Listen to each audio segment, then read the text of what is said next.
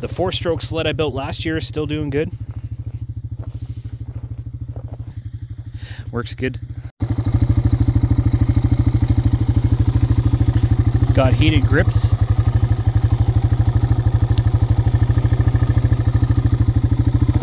Heated thumb warmer.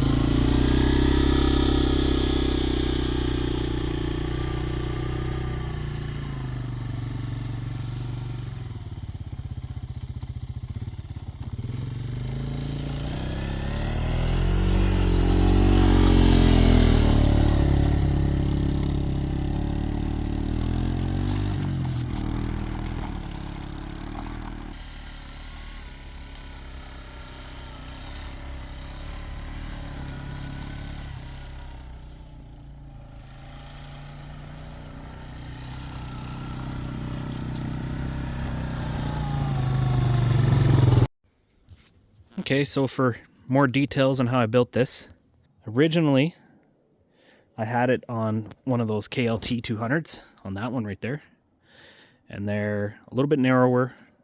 There we go. They don't have any rear suspension, so I had it solidly mounted.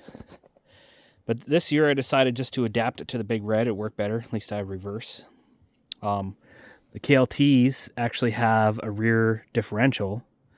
It's like a turf mode. So you can unlock the diff so you're not tearing up the grass in the summertime, or you can lock the diff for more traction. But when I had these tracks on it, I had the diff locked and it actually broke the locking pin. Couldn't handle these tracks. So the Big Red is better. It has a solid axle, shaft drive. It's been holding up pretty good. Yeah, just U-bolts around the axle. I put some tubing just to protect the trike axle. A little bit of cushion, some lock nuts. And it's been holding up. And I just built this A-frame. Comes out. There's more U-bolts here. And underneath, this tube, the square tube underneath is slotted, so I can slide this axle back and forth for track tension. That's what these are about. These bolts and lock nuts, I can set my track tension. But this is how much I had to widen it for the Big Red. So this used to be a solid axle and it was strong.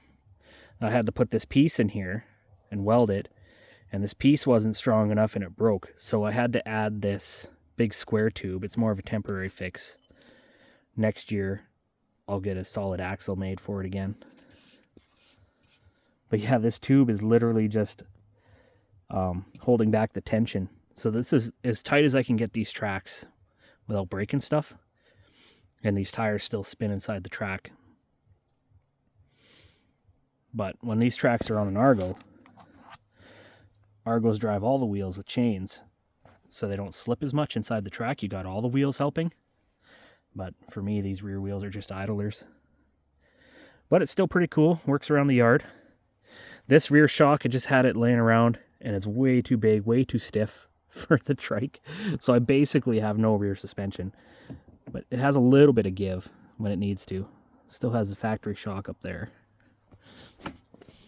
I just made this bracket here. I welded it down there, bent it, brought it up, welded. It's welded there, welded there. I just put that light there just cause. And that's it. It's pretty simple. Just bolts on. Got these foot pegs I put on here for going through the mud, deep water, or now for deep snow.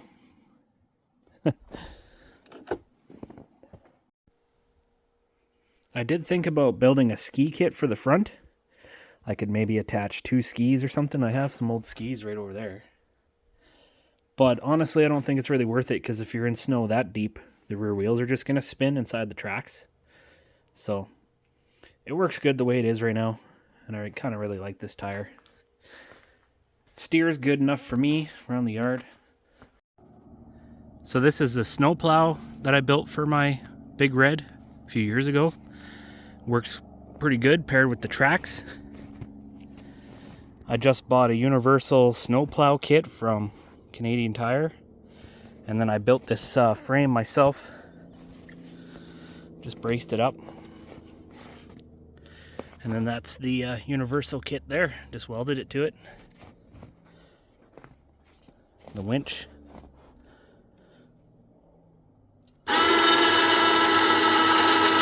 Lifts it right up, no problem.